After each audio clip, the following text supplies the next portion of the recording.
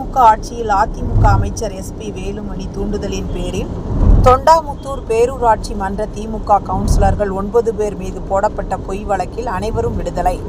கடந்த 2014ஆம் ஆண்டு அதிமுக ஆட்சியின் போது கோவை மாவட்டம் தொண்டாமுத்தூர் பேரூராட்சி மன்ற அரங்கில் வழக்கில் தண்டனை பெற்ற முன்னாள் முதல்வர் ஜெயலலிதாவின் புகைப்படத்தை அகற்றி முன்னாள் முதல்வர் கலைஞரின் புகைப்படத்தை திமுக கவுன்சிலர்கள் மாற்றினர். இதில் அதிமுக நிர்வாகிகள் திமுக கவுன்சிலர்களுக்கு இடையே தகராறு ஏற்பட்டது. இந்நிலையில் அதிமுக நிர்வாகிகள் இருசக்கர வாகனத்தை அடித்து சேதப்படுத்தி கொலை மிரட்டல் விடுத்ததாக அன்றைய அதிமுக அமைச்சர் SP வேலுமணி தூண்டுதலின் பேரில் திமுக கவுன்சிலர்கள் தியாகராஜன், MP நடராஜன், வைரம் செந்தில், சேகர், நாகராஜ், தருண், TK நாகராஜ், ரஞ்சித் குமார், TK செந்தில்குமார் ஆகிய 9 பேர் மீது பொய் வழக்கு போடப்பட்டது. இதனைத் தொடர்பான வழக்கு கோவை ஒருங்கிணைந்த நீதிமன்ற வளாகத்தில் உள்ள 4வது கூடுதல் நீதிமன்றத்தில் நடைபெற்று வந்தது.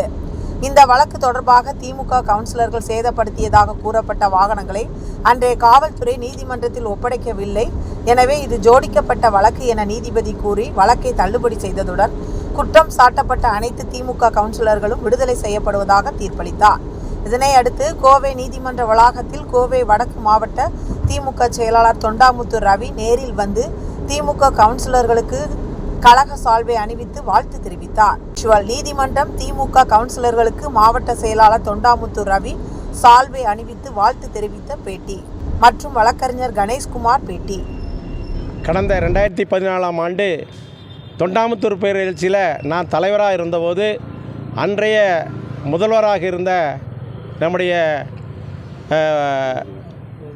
அம்மையார் ஜெயலலிதா அவர்கள் அவர் குற்றவாளி என நிரூபிக்கப்பட்டு அன்று அவருடைய படத்தை அந்த எந்த ஒரு அலுவலகத்தில் வைக்கக்கூடாது என்கின்ற அடிப்படையிலே அன்று இருந்த எங்களுடைய கவுன்சிலர் எல்லாம் அந்த முதல்வருடைய படத்தை அகற்றிய போது அவர்கள் நம்முடைய அன்றிருந்த அமைச்சர் வேலுமணியால் பொய்யான குற்றச்சாட்டுகளை கூறி அன்று அந்த பேரூராட்சி உறுப்பினர்களெல்லாம் வாகனத்தை சேதப்படுத்தி அந்த படத்தை எடுத்ததாக பொய்யான குற்றச்சாட்டுகள் மூலமாக 2014 அவர்கள் மீது குற்றம் திணிக்கப்பட்டு இன்று அது நிரூபிக்கப்பட்டு குற்றவாளி இல்லை என்று நிரூபிக்கப்பட்டு எந்த ஒரு வாகனமும் அன்று எந்த ஒரு சேதாரமும் கிடைக்கவில்லை, சேதாரம் ஆகவில்லை. அந்த சேதாரத்துக்குண்டான ஆதாரமும் அன்று இருந்த காவல்துறையால் ஒப்படைக்கப்படவில்லை.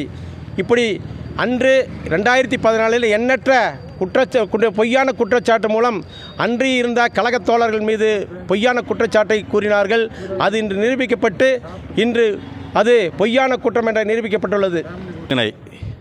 9 பேர்த்து மேலேயும் போட்டு அவங்கள கைது பண்ணி இந்த நீதிமன்றத்தில் இப்போ அலைய விட்டுருக்காங்க. கிட்டத்தட்ட 9 வருஷம் இந்த கேஸு. 11 வருஷம் ஆயிடுச்சு. கிட்டத்தட்ட 11 வருஷம் ஆயிடுச்சு. இப்போ நடக்கிற அரசு திராவிட முன்னேற்ற கழகத்தின் அரசு ஒரு நேர்மையான அரசு என்பதற்காக இதே ஒரு சான்று. காரணம் என்னென்னா இதில் எந்த தலையீடு இல்லாமல் எங்கள் கவுன்சிலர் பாவம் எல்லா வேலைகளையும் விட்டுட்டு கவுன்சில் வேலைகளையும் விட்டுட்டு இந்த 9 பேரும் ஒவ்வொரு வாய்தாக்கும் கோர்ட்டுக்கு நீதிமன்றத்துக்கு இன்றைக்கி நீதியை வென்றிருக்காங்க. அத்தனை பேர்த்துக்கு வாழ்த்துக்களை தெரிவிச்சுக்கிறேன்.